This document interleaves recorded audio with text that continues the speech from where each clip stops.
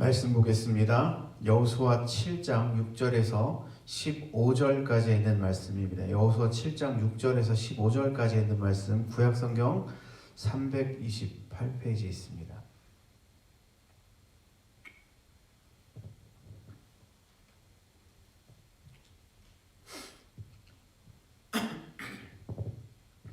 찾으신 줄 알고 제가 한 절, 여러분이 한 절 교독하여 봉독하도록 하겠습니다.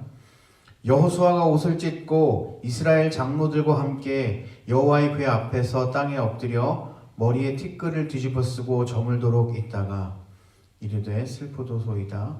주 여호와여, 어찌하여 이 백성을 인도하여 요단을 건너게 하시고 우리를 아모리 사람의 손에 넘겨 멸망시키려 하셨나이까. 우리가 요단 저쪽을 만족하게 여겨 거주하였다면 좋을 뻔하였나이다. 주여, 이스라엘이 그의 원수들 앞에서 돌아섰으니 내가 무슨 말을 하오리이까.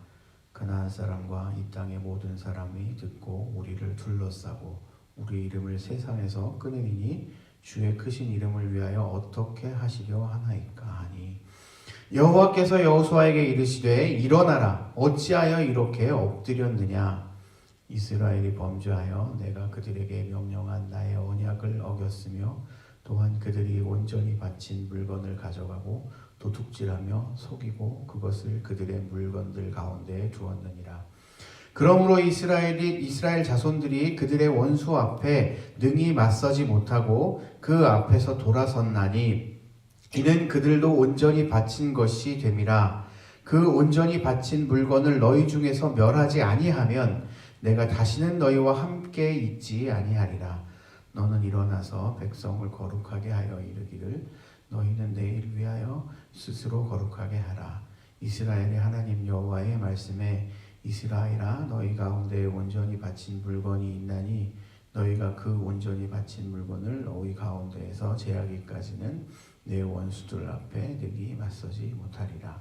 너희는 아침에 너희의 지파대로 가까이 나아오라. 여호와께 뽑히는 그 지파는 그 족속대로 가까이 나올 것이요, 여호와께 뽑히는 족속은 그 가족대로 가까이 나올 것이요, 여호와께 뽑히는 그 가족은 그 남자들이 가까이 나올 것이며. 함께 있습니다.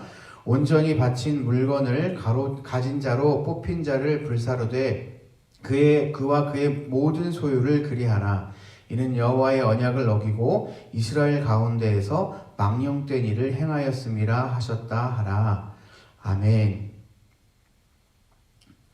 새벽에 오신 여러분들을 예수 그리스도의 이름으로 축복합니다. 어제 이어서 이제 여호수아의 그 아이성 전쟁의 실패에 대한 내용을 우리가 함께 보고 있습니다.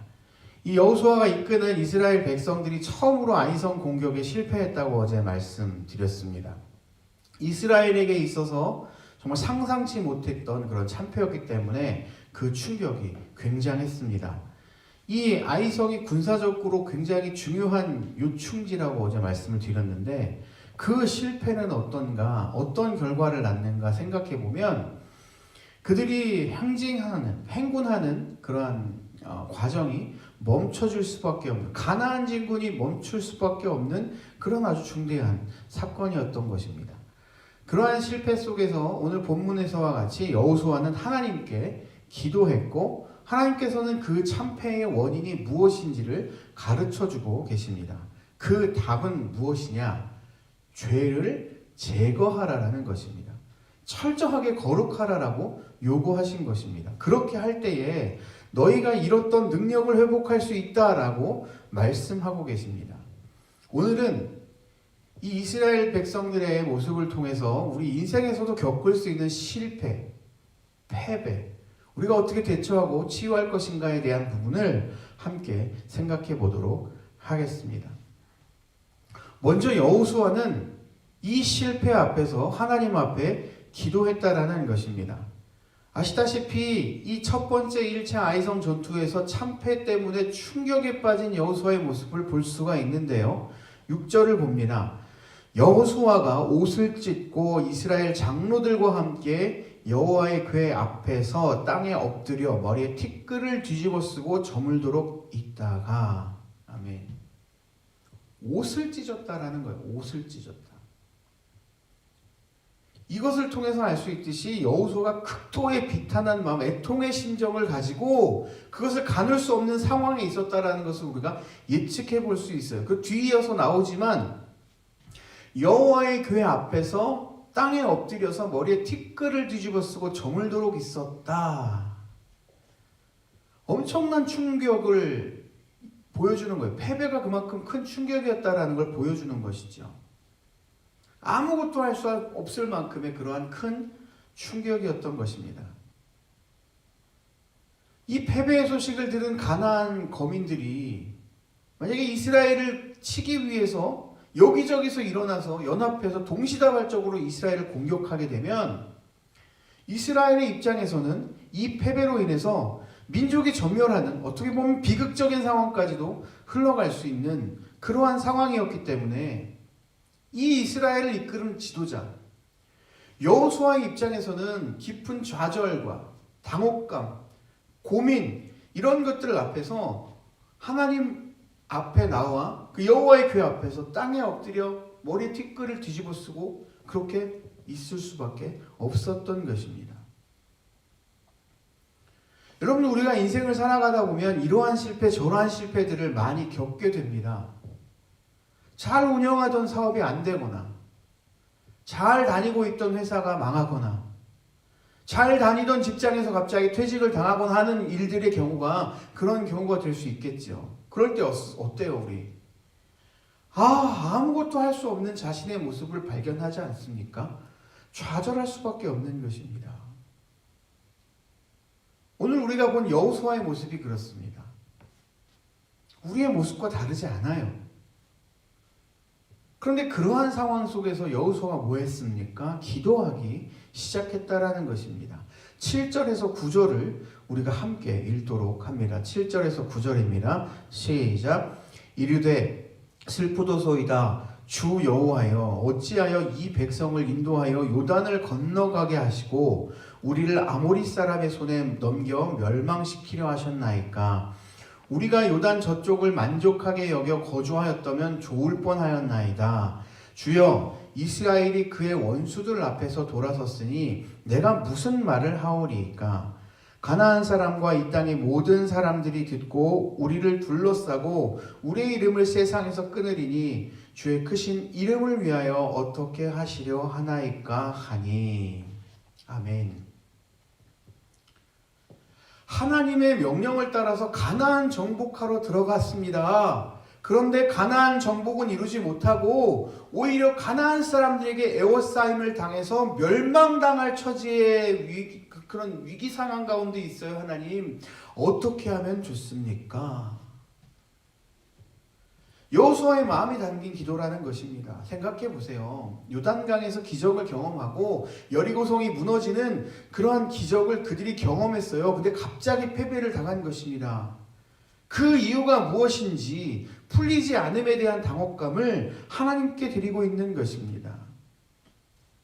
이 7절 후반부에 다시 여러분께 읽어드립니다. 우리가 요단 저쪽을 만족하게 여겨 거주하였다면 좋을 뻔하였나이다. 이 여호수아는 요단 동편에서 아모리 족속 두 왕을 전멸시킨 그때를 회상하면서 차라리 그냥 그곳에 머물러 있었으면 오늘과 같은 처절한 패배는 없었을 것 아닙니까? 이 사실을 말하고 있습니다.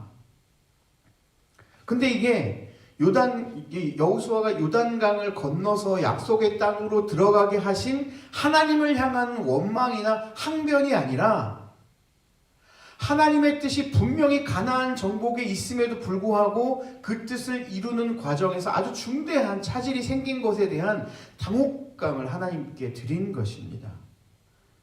이스라엘의 패배도 패배지만 여호수아는 하나님의 명예가 손상되었다는 것을 아주 중하게 여기고 안타까워했다라는 것이요. 9절을 함께 읽습니다. 시작.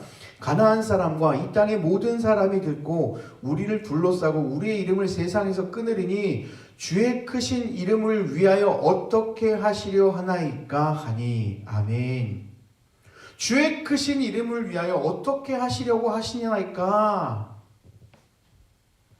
여호수아는 하나님 앞에 그 무엇보다 하나님의 크신 이름과 영광이 땅에 떨어지지 않도록 하나님이 하나님 스스로가 무언가를 해주시기를 구했습니다.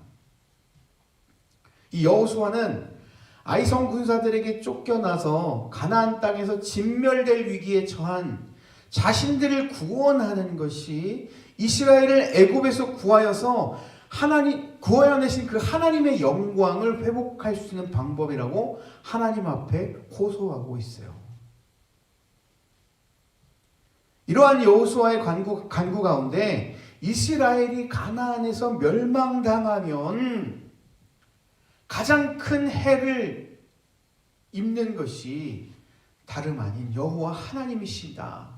하나님 중심으로 삼는 신앙적인 생각이 담겨 있다라는 것입니다. 이 이적과 기사를 통해서 애굽에서 구원하시고 광야를 무사하게 통과하게 하신 그 하나님의 백성들이 가나안 땅까지 다 들어와서 멸망당하면 그것은 분명히 하나님에게 커다란 불명예가 될 것입니다 라는 사실을 감히 하나님 앞에 상기시킴으로써 하나님께서 멸망의 위기에 있는 자신들을 도와달라라는 그런 간절한 호소를 드리고 있는 것입니다. 사랑하는 성도 여러분, 여기서 우리의 마음에 담아야 하는 한 가지가 있어요. 주의 크신 이름을 위하여 어떻게 하시려 하나이까? 여호수아가 하나님께 드린 이 마음, 이것이 바로 이 시대를 살아가는 그리스도인들이 우리의 가슴에 담아야 할 마음인 것입니다. 하나님의 영광이 땅에 떨어지는 시대, 하나님의 이름이 짓밟히는 그러한 시대 가운데 같이 돌을 던지고 핏대를 올리고 그러는 거 하는 거 대신에 손가락질하고 욕하는 거 이런 거 같이 되받는 거 대신에 내 가슴을 찢고 내가 고개를 숙이고 대신 무릎 꿇고 나아가야 할 것이 우리가 해야 할 일인 것입니다. 여호수아가 이제 적극적인 기도로 간절한 기도로 하나님께 기도를 올렸을 때 하나님 적극적으로 즉각적으로 응답하시는 것을 우리가 볼 수 있습니다. 10절과 12절을 함께 읽습니다. 시작. 여호와께서 여호수아에게 이르시되 일어나라 어찌하여 이렇게 엎드렸느냐 이스라엘이 범죄하여 내가 그들에게 명령한 나의 언약을 어겼으며 또한 그들이 온전히 바친 물건을 가져가고 도둑질하며 속이고 그것을 그들의 물건들 가운데 두었느니라. 그러므로 이스라엘 자손들이 그들의 원수 앞에 능히 맞서지 못하고 그 앞에서 돌아섰나니 이는 그들도 온전히 바친 것이 됨이라. 그 온전히 바친 물건을 너희 중에서 멸하지 아니하면 내가 다시는 너희와 함께 있지 아니하리라. 아멘. 이스라엘 사람 가운데 온전히 바친 물건을 가져가고 도둑질하며 속이고 그것을 그들의 물건 가운데 두었다. 이 여리고성을 정복할 때 하나님이 구별하였고 손대지 말라라고 명령하신 그 명령을 불순종해서 하나님께 바칠 물건을 훔친 사람이 있다라고 여호수아에게 알려주신 것입니다. 1절에 분명히 우리가 읽었잖아요. 아간이 그렇게 했다라고. 그 아간의 죄로 인해서 하나님이 여호수아의 군대를 떠났다라고 말씀하신 것입니다. 여러분, 나아가야 할 방향을 모를 때 얼마나 답답합니까? 두렵지 않나요? 저는 캐나다에 와가지고 고속도로를 달리면서 그런 생각을 좀 하게 됩니다. 야, 이 넓고 넓은 땅에서 나가야 할 방향을 모르게 된다면 어떻게 될까? 내비게이션도 안 되고 전화도 안 터지고 그런 상황 가운데 놓인다라면 어떡할까? 가장 절망적인 상황 생각해보면 진짜 어디로 가야 될지 모를 때겠죠. 그 넓은 땅에서. 두려움이 엄습하는 것입니다. 여러분, 우리 인생을 살면서 성공하기도 하지만 실패를 경험하기도 합니다. 사방이 막히는 그런 상황들을 우리가 경험하기도 해요. 그러한 어려운 상황 속에서 하나님 앞에 엎드려서 기도했었던 여호수아처럼 우리 앞에 놓인 그 어려운 상황들을 하나님께 내어드리고 하나님 앞에 정직하게 기도하는 것. 그렇게 할 때 하나님 우리에게 나가야 할 길을 보여주신다라는 것을 이 새벽에 우리가 기억해야 합니다. 기도하면 어려운 상황 속에서 보여주시는 하나님의 은혜를 우리가 경험할 수 있습니다.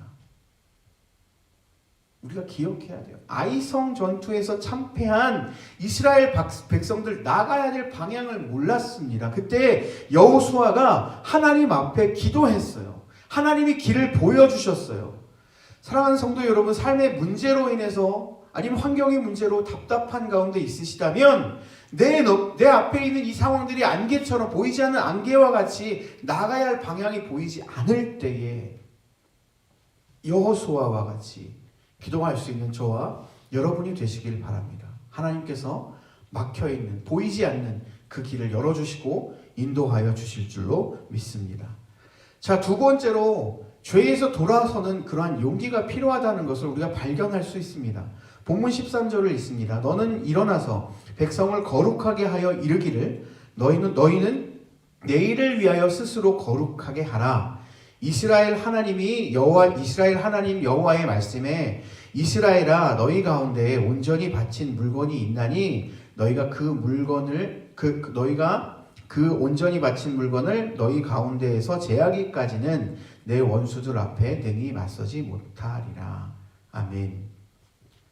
스스로 거룩하게 하라. 온전히 바친 물건을 너희 가운데 제하라. 무슨 말입니까? 범죄의 근원을 제거하라라는 것입니다. 기회를 주신 거예요. 여러분, 우리가 성도로서 신앙생활 하는 가운데 시련과 좌절에 부딪혔을 때 가장 먼저 우선해야 할 일이 무엇인지 아십니까? 우리 안에 자라나는 죄의 싹을 제거하는 거예요. 잘라버리는 거예요. 돌아서는 것입니다. 회개하는 것입니다. 거룩의 자리를 회복해야 하는 거예요. 그렇게 함으로 뭐예요? 하나님과의 관계를 빠르게 회복하는 것이에요. 여러분, 우리가 알다시피 죄는 있잖아요. 중독성이 있습니다. 한번 빠지면 헤어나오기가 쉽지 않아요. 중간에 돌이키는 게 정말 쉽지 않아요. 죄가 뭐길래? 만사를 무너뜨리는 괴물과도 같습니다. 우리의 전쟁을 실패하게 합니다. 사업을 실패하게 합니다. 인생을 곤두박질하게 합니다. 사람을 거꾸로 틀립니다. 이 죄 앞에서 온전히 서 있을 수 있는 사람이 누가 있어요? 아무도 없습니다. 넘어지는 것입니다. 그런데 이 죄가 연대성이 있어요. 내가 죄를 저지르면 나만 끝나는 게 아닙니다. 11절에도 나오잖아요. 아간 한 사람이 범죄했는데 이스라엘 자손들이 범죄했다라고 말씀하시지 않습니까? 가정에서도 교회에서도 한 사람이 범죄하게 되면 성도들이 욕을 먹고 또 그것을 통해서 하나님의 영광이 가려지는 그런 안타까운 일들이 벌어집니다. 죄를 이길 수 있는 사람은 단 한 사람도 없습니다.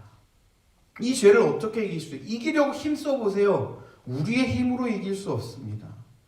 오직 예수 그리스도의 보혈의 은혜를 입은 사람만이 이 죄에서 자유함을 얻을 수 있습니다. 그런데 이렇게 은혜를 입어도 어떻습니까? 죄 짓고 살아갈 수밖에 없는 게 우리 인간이에요. 넘어지는 것입니다. 그래서 우리가 매일 무엇을 구해야 돼요? 하나님의 긍휼을 구할 수밖에 없어요. 나를 도와주세요. 나와 함께 해주세요. 나를 다스려 주세요. 하나님 지금 우리에게도 많은 기회를 허락하고 계세요. 회개할 기회 기다리고 계세요. 하나님이 허락하신 기회 앞에서 죄에서 돌아서는 용기가 필요하고 우리의 삶의 방향을 하나님께로 전환하는 그러한 결단이 우리 가운데 필요한 것입니다. 여러분 기억하십시오. 하나님 우리를 사랑하셔서 아주 여러 번 기회를 허락하고 계세요. 그런데도 회개의 자리로 잘 나가지 않는 경우가 우리 가운데 있다라는 것입니다. 돌이키지 못하면 어떻게 돼요? 가룟 유다 보십시오. 마태복음 26장에 보면 예수님을 팔고자 하는 마음을 그가 품게 됩니다. 그 마음을 품고 나니까 어떻게 해요? 기회를 엿보는 거예요. 어떻게 해서든 팔려고요. 마음을 돌이킬 수 있는 기회가 있었음에도 그 마음을 돌이키지 못한 것을 우리가 볼 수가 있습니다. 예수님이 최후의 만찬 자리에서 이렇게 말씀하시죠. 너희 중에 나를 팔 자가 있다. 제자들이 접니까? 접니까? 다 물어보지요. 돌이킬 수 있는 기회를 주신 거예요. 어떻게 보면. 근데 가룟 유다가 말합니다. 저입니까? 예수님이 말씀하시죠. 네가 말하였다. 그 과정 속에서 유다는 깨닫지 못하고 돌아서지 못했어요. 기회가 있을 때에 돌아설 수 있어야 합니다. 기회가 있을 때 돌아설 수 있어야 돼요. 다윗을 보세요. 우리아의 아내 밧세바를 범합니다. 그리고 우리아를 어디로 죽음 가운데 몰아넣었어요. 다윗이 범죄한 거 하나님이 아셨잖아요. 보셨잖아요. 나단 선지자를 통해서 꾸짖으십니다. 다윗이 그 자리에서 돌아서서 하나님 앞에 회개하는 것을 우리가 보게 됩니다. 갈라디아서 2장에 보면 베드로 있죠. 사도 베드로의 정말 위선적인 모습을 우리가 발견할 수 있습니다. 이방인들에게 복음을 전하고 그들과 함께 식사하던 이 베드로가 할례자들이 몰려오니까 그들을 두려워해서 급히 자리를 떠나는 모습이 기록되어져 있습니다. 그의 행동을 보면서 야, 이거 완전 억지로 이방인들과 함께 하려는 모습이 되어버렸네? 억지로 이방인들을 유대인답게 만들려고 하는 모습이 있었네? 이렇게 되어버린 것이죠. 그 모습을 보고 사도 바울이 와서 이렇게 책망합니다. 네가 유대인으로서 이방인을 따르고 유대인답게 살지 아니하면서 어떻게 억지로 이방인들을 유대인답게 살게 하려 할 수 있겠니? 책망하는 것입니다. 사랑하는 성도 여러분, 우리 가운데 이런 모습들이 혹시 있지 않나요? 잘 돌아봐야 합니다. 이 새벽에. 내가 그리스도인이라는 것이 드러나는 게 부끄럽게 느껴지거나 일부러 말하지 않는 그런 모습들이 이런 모습이 될 수 있을 것입니다. 여러분, 복음이 우리를 부끄럽게 합니까? 아닙니다. 죄가 우리를 부끄럽게 하는 것이에요. 오늘 이 새벽에 우리가 기억해야 할 것, 죄가 우리를 부끄럽게 하고 우리를 망하게 한다는 것, 따라서 우리는 죄를 미워하고 복음을 자랑스럽게 여겨야 한다는 사실입니다. 죄를 이기는 단호한 방법, 가장 빠른 방법, 죄를 끊어버리는 것이에요. 우리가 죄에서 회개하고 돌아설 때 하나님의 역사가 우리의 삶 속에서 일어나게 됨을 기억하시고 정직하게 죄를 고할 수 있게 되기를 바랍니다. 죄에서 돌아서게 될 때 죄를 뛰어넘어서 우리를 사용하시고 역사하시는 하나님의 손길을 보게 될 것입니다. 말씀을 정리하겠습니다. 여호수아는 하나님 앞에서 실패를 올려드렸습니다. 그리고 간구했어요. 하나님께만 해결책이 있다는 사실을 알고 하나님께 간절히 호소하는 이 여호수아의 기도를 하나님은 들으셨어요. 그리고 이스라엘이 새롭게 시작하기를 원하셨습니다. 그렇게 기도했을 때 결국 하나님께 나아감으로 하나님의 음성을 듣고 하나님의 지시를 받고 죄악의 근원을 잘라버리는 그러한 여호수아의 결단이 있었습니다. 우리에게 주는 큰 교훈.